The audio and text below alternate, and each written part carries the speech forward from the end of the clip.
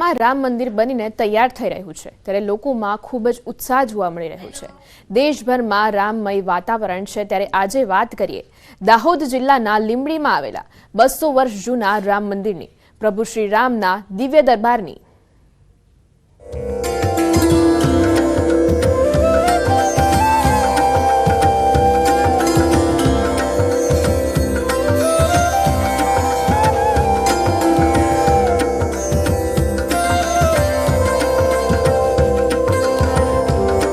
લીંબડી નગરમાં આવેલું 200 વર્ષ જૂનું રામ મંદિર લોકોની આસ્થાનું કેન્દ્ર છે। લીંબડી ગામની અંદર રામ દરબાર આવેલો છે, જ્યાં વર્ષોથી લોકો દ્વારા શ્રી રામ, લક્ષ્મણ અને સીતાજીની પૂજા થાય છે। કહેવાય છે કે આ મંદિર 200 વર્ષથી પણ વધારે જૂનું છે। વર્ષોથી લોકો અહીં પ્રભુ શ્રી રામચંદ્રની પૂજા કરી રહ્યા છે। 200 વર્ષ પહેલા ભગવાન શ્રી રામજી, સીતાજી અને ભાઈ લક્ષ્મણજીની પ્રતિમા સાધુ પરિવારના ઘરમાં બિરાજમાન હતી। ગ્રામજનો અહીં આવીને તેમની પૂજા કરતા હતા। જો કે વર્ષ 1906માં ઠાકોર દીપસિંહજીએ મંદિરનું નવેસરથી નિર્માણ કરાવ્યું। ત્યારથી જેમ જેમ વર્ષો વીતી રહ્યા છે, આ મંદિર માટે લોકોની આસ્થામાં પણ વધારો થઈ રહ્યો છે। તો 200 વર્ષ પહેલાં અહીંયા ઠાકોર સાહેબ હતા। એ પહેલાં અમારા બાપ દાદા રણિયારમાં હતા। એ રણિયારમાં અમને ત્યાં રણછોડજીનું મંદિર આપેલું હતું। ત્યાં ખેતાભાઈ પટેલ કરીને એમને સુપ્રત કર્યું હતું, પણ અહીંયાના ઠાકોર સાહેબે અમારા વડવાઓને કની રામજીને આગળના અહીંયા બોલાવ્યા અને પછી એમને આ રામજી મંદિર સુપ્રત કર્યું। તો મારા સસરાજીનો પણ હાથ છે અંદર, લોકેન્દ્રસિંહજી, મોતીસિંહજી, એમને બધાએ સ્થાપના કરી હતી મૂર્તિની।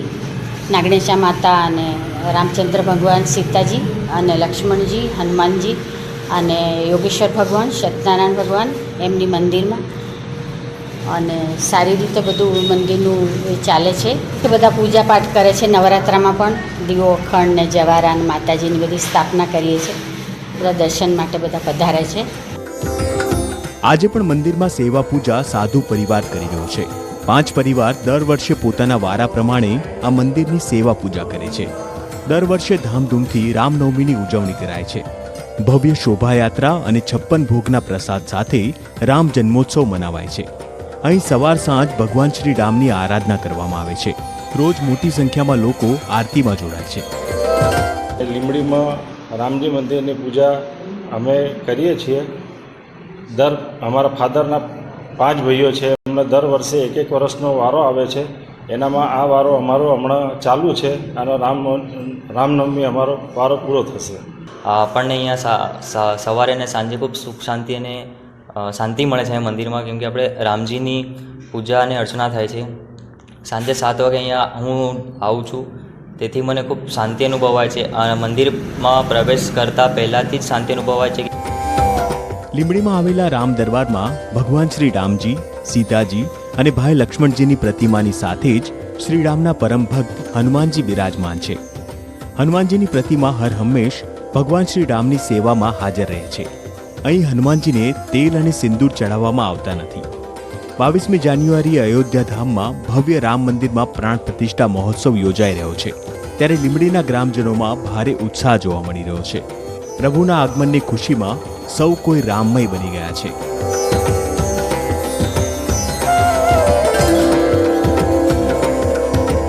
Bureau report, news 18 Gujarati.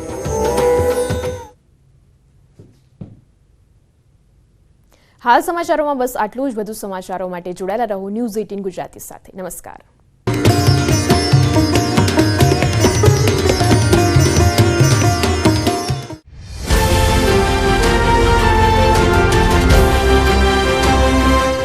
અયોધ્યામાં આવી શુભ ઘડી, રામ નામથી ગૂંજી રામનગરી।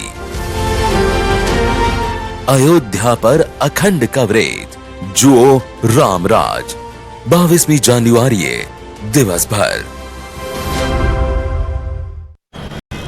ફૂંકાઈ રહ્યા છે, જ્યારે મધ્ય ગુજરાત અને ઉત્તર ગુજરાતના ભાગો પર ઉત્તરીય પવનો ફૂંકાવાને કારણે ઠંડીનું પ્રમાણ વધ્યું છે। તેમજ દરિયાકાંઠાના વિસ્તારોમાં ખાસ કરીને નલિયા પશ્ચિમ દિશાના પવનો ફૂંકાતા હોવાથી ત્યાંનું તાપમાન મધ્ય ગુજરાતની સરખામણી વધુ ઠંડુ છે। જો કે આગામી દિવસોમાં મધ્ય અને ઉત્તર ગુજરાતમાં ઠંડીનું જોર વધશે। દેશભરમાં ઠંડીએ તમામ રેકોર્ડ તોડી નાખ્યા છે, ત્યારે રાજસ્થાનનું માઉન્ટ આબુમાં રેકોર્ડ તૂટી ગયો છે. માઉન્ટ આબુમાં -2.5 ડિગ્રીએ પહોંચી જતા આબુ થીજી ગયું હતું. આબુ તો જાણે મિની કાશ્મીર બની ગયું હોય તેવું લાગી રહ્યું છે.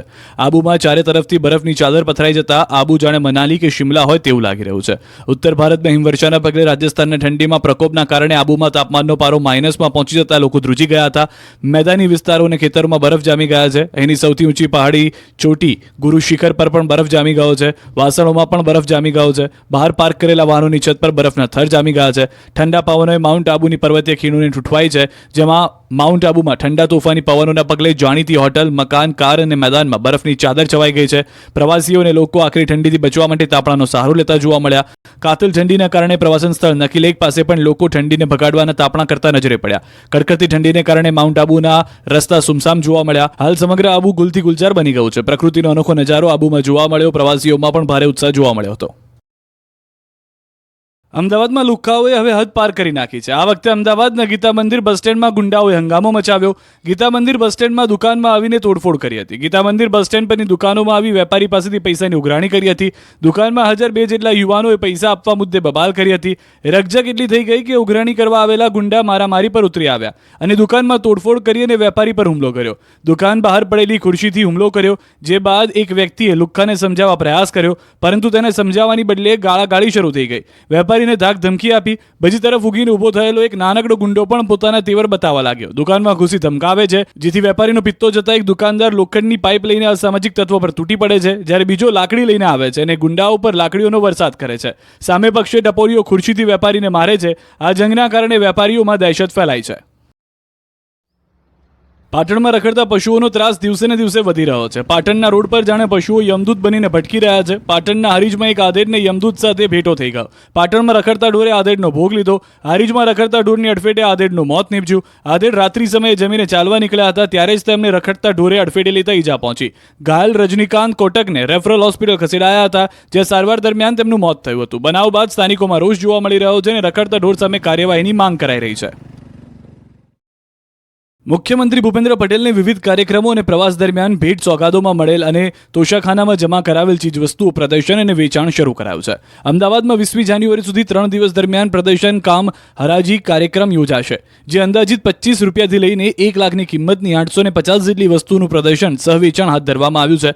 અમદાવાદમાં વસુલાત ભવન, સિટી ડેપ્યુટી કલેક્ટરની કચેરી, ગોતા ખાતે સીએમને 2020થી 2023 સુધીમાં આવેલી ભેટ સોગાદનું વેચાણ શરૂ કરાયું છે. ₹25 લાખથી વધુની ભેટ અને સોગાદની હરાજી શરૂ થઈ ચૂકી છે, જેમાં વિવિધ પાઘડીથી લઈને તલવાર, બળદગાડું, વિવિધ મૂર્તિઓ, સરદાર પટેલની પ્રતિમા સહિતની અનેક ભેટોને વેચાણ માટે મૂકવામાં આવી છે.